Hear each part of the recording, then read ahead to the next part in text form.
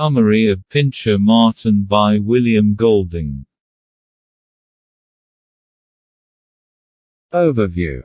Pincher Martin is a novel by British author William Golding, first published in 1956. Set during World War II, it tells the story of a Royal Navy lieutenant named Christopher Hadley Martin who washes up on an inhospitable islet after his ship sinks. Though nominally a survival story, the book primarily concerns Martin's spiritual and metaphysical journey as he struggles to maintain his sanity while awaiting rescue.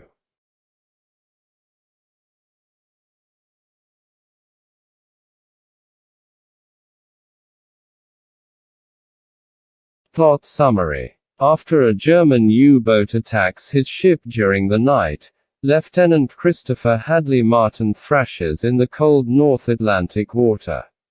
Seemingly the lone survivor, he inflates his lifebelt and kicks off his sea boots to better stay afloat. In the morning, the waves deposit him onto a large rock, devoid of life except for seaweed, sea snails, and other marine invertebrates.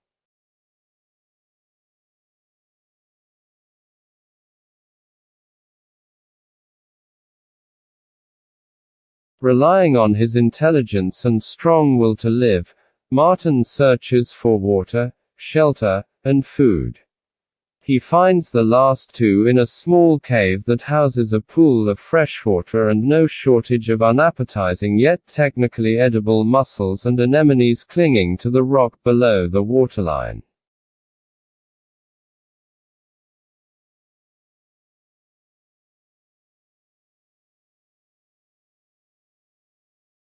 His most basic needs met, Martin focuses next on preserving his sanity by naming various parts of the rock and talking to himself, concluding, "In normal life to talk out loud is a sign of insanity. Here it is proof of identity." 68. Interspersed with his survival efforts, images from dreams and memories give shape to Martin's life before the war, when he was a struggling actor. These memories reveal a debased scoundrel with few scruples about carrying on affairs with the wives and girlfriends of his friends and colleagues. When World War II broke out, he begged one of these colleagues, a producer, to help him avoid being conscripted into the armed forces, but the producer refused. Martin also thinks often of his friend Nathaniel, who joined the Navy around the same time, served on the same ship, and presumably died during the attack.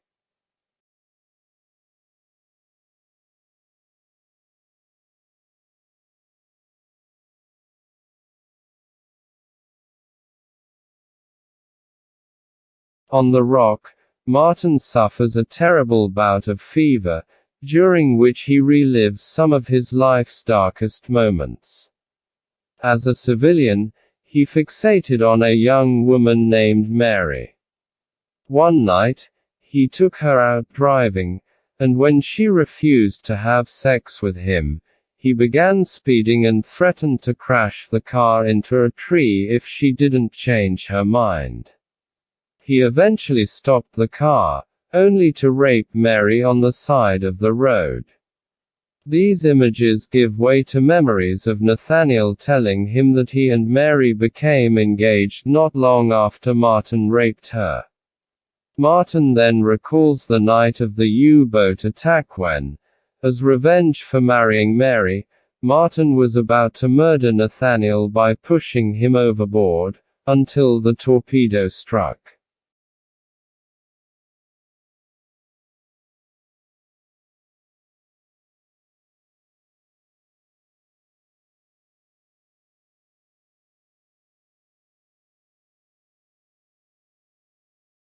Although Martin recovers from the fever, his sanity hangs by a thread.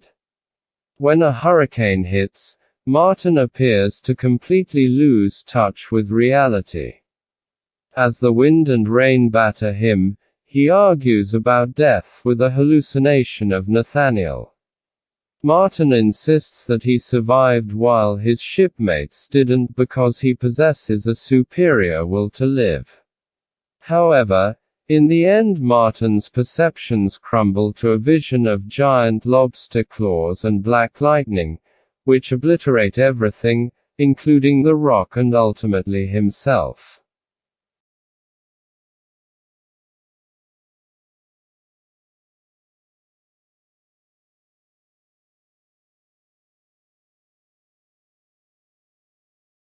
In the final chapter, a British officer lands on a small island to retrieve a body that washed up onshore. The body's identification disc reads, Christopher Hadley Martin. When the man who found the body asks the officer if Martin suffered, the officer replies, he didn't even have time to kick off his sea boots. 192. This reveals that everything in the preceding chapters took place in Martin's head in the last moments of his life, as his terrible ego constructed an alternate reality to avoid acknowledging death.